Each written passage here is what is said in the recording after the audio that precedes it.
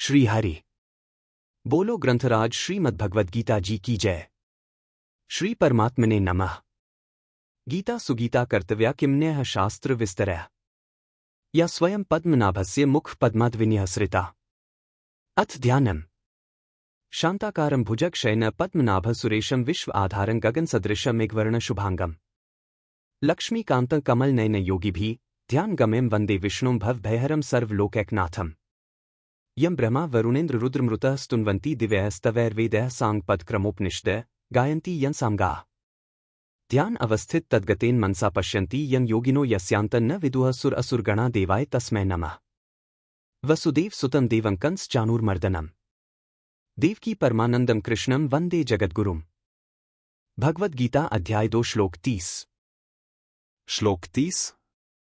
देहि नित्यं वध्योऽयं देहः सर्वस्य भारत तस्मात् सर्वाणि भूतानि न त्वं शोचितुमर्हसि। भारत हे भरतवंशोद्भव अर्जुन, सर्वस्य सबके देह देह में अयम यह देहि देहि नित्यम नित्य ही अवध्य अवध्य है। तस्मात् इसलिए सर्वाणि संपूर्ण भूतानि प्राणियों के लिए अर्थात किसी भी प्राणी के लिए त्वम तुम्हें शोचितुम शोक न नहीं अर्हसि करना चाहिए।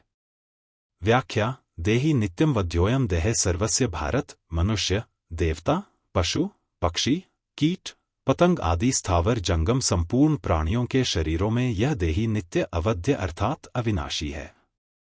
अवध्य शब्द के 2 अर्थ होते हैं।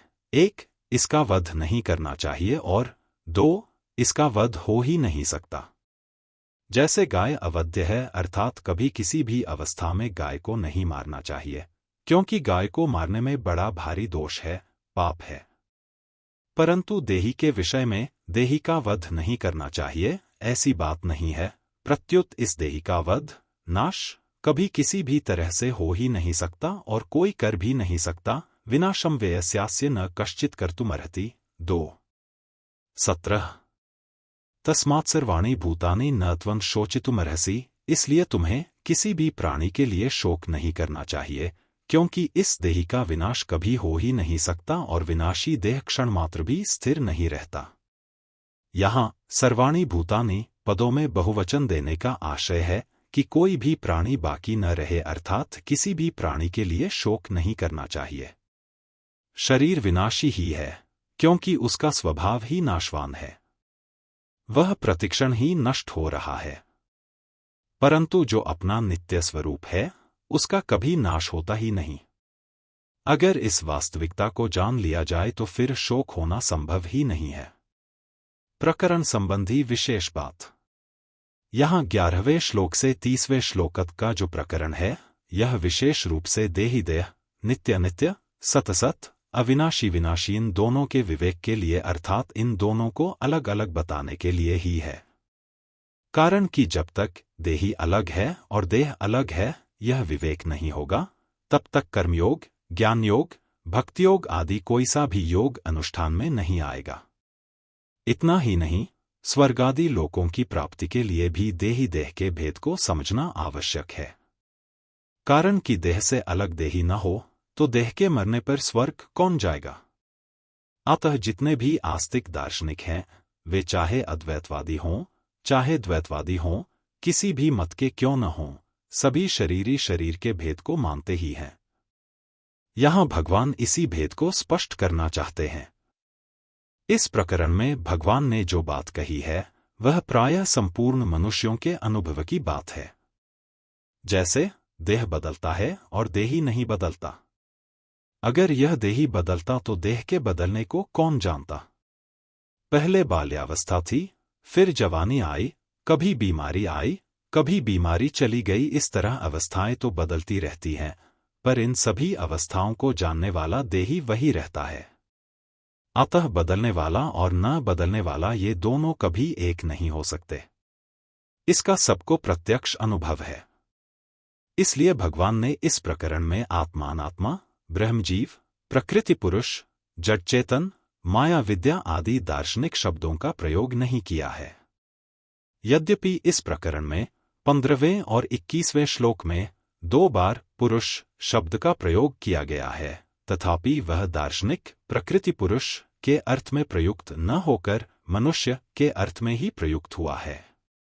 कारण कि लोगों ने दार्शनिक बातें केवल सीखने के लिए मान रखी हैं, उन बातों को केवल पढ़ाई का विषय मान रखा है।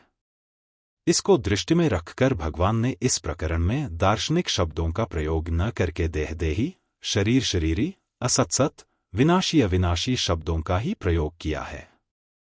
जो इन दोनों के भेद को ठीक ठीक जान लेता है, उसको कभी किंचन मात्र भी शोक नहीं हो सकता। जो केवल दार्शनिक बातें सीख लेते हैं, उनका शोक दूर नहीं होता। एक छहों दर्शनों की पढ़ाई करना होता है और एक अनुभव करना होता है। ये दोनों बातें अलग अलग हैं और इनमें बड़ा भारी अंतर है। पढ़ाई में ब्रह्मा, ईश्वर, जीव, प्रकृति और संसार ये सभी ज्ञान के विषय होते हैं, अर्थात पढ़ाई करने वाला तो ज्ञाता होता है और ब्रह्मा, ईश्वर आदि इंद्रियों और अंतःकरण के विषय होते हैं। पढ़ाई करने वाला तो जानकारी बढ़ाना चाहता है, विद्या का संग्रह करना चाहता है, पर जो साधक मुमुक्षु, जिज्ञासु और भक्त होता है, वह अनुभव करना चाहता है, अर्थात प्रकृति और संसार से संबंध विच्छेद करके और अपने आप को जानकर ब्रह्म के साथ अभिन्नता का अनुभव करना चाहता है, ईश्वर के शरण होना चाहता है। परिशिष्ट भाव। भगवान ने 11वें से 30वें श्लोक तक देहदेही के विवेक का वर्णन किया है। इस प्रकरण में भगवान ने ब्रह्मजीव, प्रकृति पुरुष, जड़ चेतन, माया विद्या, आत्मानात्मा आदि किसी दार्शनिक शब्द का प्रयोग नहीं किया है। इसका कारण यह है कि भगवान इसको पढ़ाई का अर्थात सीखने का विषय न बनाकर अनुभव का विषय बनाना चाहते हैं और यह सिद्ध करना चाहते हैं कि देहदेही के अलगाव का अनुभव मनुष्य मात्र कर सकता है। इसमें कोई पढ़ाई करने की, अधिकारी बनने की जरूरत नहीं है। सतसत का विवेक मनुष्य अगर अपने शरीर पर करता है तो वह साधक होता है और संसार पर करता है तो विद्वान होता है। अपने को अलग रखते हुए संसार में सतसत का विवेक करने वाला मनुष्यवाचक, सीखा हुआ, ज्ञानी तो बन जाता है, पर उसको अनुभव नहीं हो सकता। परंतु अपनी देह में सत असत का विवेक करने से मनुष्य वास्तविक, अनुभवी, ज्ञानी हो सकता है। तात्पर्य है कि संसार में सतसत का विवेक केवल पंडिताई के लिए है, जबकि गीता पंडिताई के लिए नहीं है। इसलिए भगवान ने दार्शनिक शब्दों का प्रयोग न करके देहदेही, शरीर शरीरी जैसे सामान्य शब्दों का प्रयोग किया है। जो संसार में सतसत का विचार करते हैं, वे अपने को अलग रखते हुए अपने को ज्ञान का अधिकारी बनाते हैं। परंतु अपने में देहदेही का विचार करने में मनुष्य मात्र ज्ञान प्राप्ति का अधिकारी है। अनुभव करने के लिए देहदेही का विवेचन उपयोगी है और सीखने के लिए तत्व का विवेचन उपयोगी है। इसलिए साधक अनुभव करना चाहता है तो सबसे पहले उसको शरीर से अपने अलगाव का अनुभव करना चाहिए कि शरीर शरीरी के संबंध से रहित है और शरीरी शरीर के संबंध से रहित है, अर्थात मैं शरीर नहीं हूं। उसने जितनी सच्चाई से, दृढ़ता से, विश्वास से और निःसंदेहता से शरीर की सत्ता महत्ता मानी है, उतनी ही सच्चाई से, दृढ़ता से, विश्वास से और निःसंदेहता से स्वयं, स्वरूप की सत्ता महत्ता मान ले और अनुभव कर ले। शरीर केवल कर्म करने का साधन है और कर्म केवल संसार के लिए ही होता है। जैसे कोई लेखक जब लिखने बैठता है, तब वह लेखनी को ग्रहण करता है और जब लिखना बंद करता है, तब लेखनी को यथास्थान रख देता है। ऐसे ही साधक को कर्म करते समय शरीर को स्वीकार करना चाहिए और कर्म समाप्त होते ही शरीर को ज्यों का त्यों रख देना चाहिए, उससे असंग हो जाना चाहिए। कारण कि अगर हम कुछ भी न करें तो शरीर की क्या जरूरत है। साधक के लिए खास बात है जाने हुए असत का त्याग। साधक जिसको असत जानता है, उसका वह त्याग कर दे तो उसका साधन सहज, सुगम हो जाएगा और जल्दी सिद्ध हो जाएगा। साधक की अपने साध्य में जो प्रियता है, वही साधन कहलाती है। वह प्रियता किसी वस्तु, व्यक्ति, योग्यता, सामर्थ्य आदि के द्वारा अथवा किसी अभ्यास के द्वारा प्राप्त नहीं होती, प्रत्युत साध्य में अपनापन होने से प्राप्त होती है। साधक जिसको अपना मान लेता है, उसमें उसकी प्रियता स्वतः हो जाती है। परंतु वास्तविक अपनापन उस वस्तु से होता है जिसमें ये चार बातें हों। एक, जिससे हमारी सधर्मता अर्थात स्वरूपगत एकता हो। 2 जिसके साथ हमारा संबंध नित्य रहने वाला हो। 3 जिससे हम कभी कुछ न चाहें। 4 हमारे पास जो कुछ है वह सब जिसको समर्पित कर दें। ये चारों बातें भगवान में ही लग सकती हैं, कारण कि शरीर और संसार से हमारा संबंध नित्य रहने वाला नहीं है और उनसे हमारी स्वरूपगत एकता भी नहीं है। प्रतिक्षण बदलने वाले के साथ कभी न बदलने वाले की एकता कैसे हो सकती है? शरीर के साथ हमारी जो एकता दिखती है वह वास्तविक नहीं है, प्रत्युत मानी हुई है। मानी हुई एकता कर्तव्य का पालन करने के लिए है। तात्पर्य है कि जिसके साथ हमारी मानी हुई एकता है उसकी सेवा तो हो सकती है, पर उसके साथ अपनापन नहीं हो सकता। जाने हुए असत का त्याग करने के लिए यह आवश्यक है कि साधक विवेक विरोधी संबंध का त्याग करे। जिसके साथ हमारा न तो नित्य संबंध है और न स्वरूपगत एकता ही है, उसको अपना और अपने लिए मानना विवेक विरोधी संबंध है। इस दृष्टि से शरीर को अपना और अपने लिए मानना विवेक विरोधी है।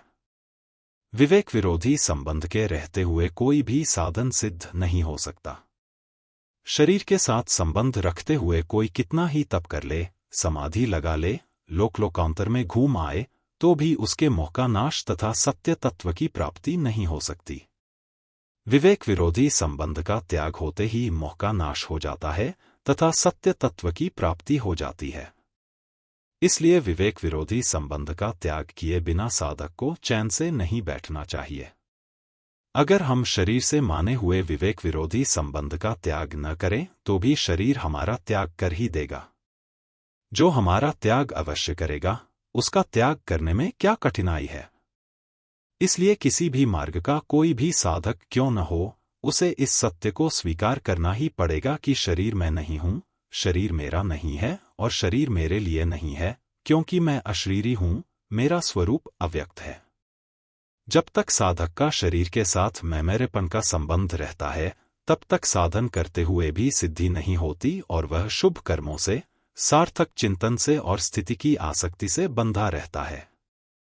वह यज्ञ, तप, दान आदि बड़े बड़े शुभ कर्म करे, आत्मा का अथवा परमात्मा का चिंतन करे अथवा समाधि में भी स्थित हो जाए तो भी उसका बंधन सर्वथा मिटता नहीं। कारण कि शरीर के साथ संबंध मानना ही मूल बंधन है, मूल दोष है, जिससे संपूर्ण दोषों की उत्पत्ति होती है। अगर साधक का शरीर से माना हुआ संबंध सर्वथा मिट जाए तो उसके द्वारा अशुभ कर्म तो होंगे ही नहीं, शुभ कर्मों में भी आसक्ति नहीं रहेगी। उसके द्वारा निरर्थक चिंतन तो होगा ही नहीं, सार्थक चिंतन में भी आसक्ति नहीं रहेगी। उसमें चंचलता तो रहेगी ही नहीं, समाधि में, स्थिरता में अथवा निर्विकल्प स्थिति में भी आसक्ति नहीं रहेगी। इस प्रकार स्थूल शरीर से होने वाले कर्म में, सूक्ष्म शरीर से होने वाले चिंतन में और कारण शरीर से होने वाली स्थिरता में आसक्ति का नाश हो जाने पर उसका साधन सिद्ध हो जाएगा, अर्थात मोह नष्ट हो जाएगा और सत्य तत्व की प्राप्ति हो जाएगी।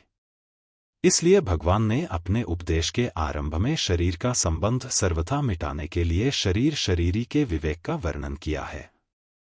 संबंध अर्जुन के मन में कुटुंबियों के मरने का शोक था और गुरुजनों को मारने के पाप का भय था, अर्थात यहाँ कुटुंबियों का वियोग हो जाएगा तो उनके अभाव में दुख पाना पड़ेगा, यह शोक था, और परलोक में पाप के कारण नरक आदि का दुख भोगना पड़ेगा, यह भय था।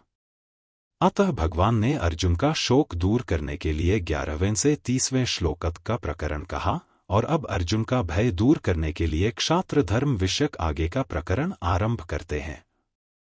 ऐसी ही और वीडियो के लिए हमसे जुड़े रहिए और आपका आशीर्वाद और सहयोग बनाए रखें। अगर हमारा प्रयास आपको पसंद आया तो चैनल को सब्सक्राइब करें और अपने स्नेहीजनों को भी शेयर करें। बोलो ग्रंथराज श्रीमद् भगवद गीता जी की जय। जय श्री कृष्ण।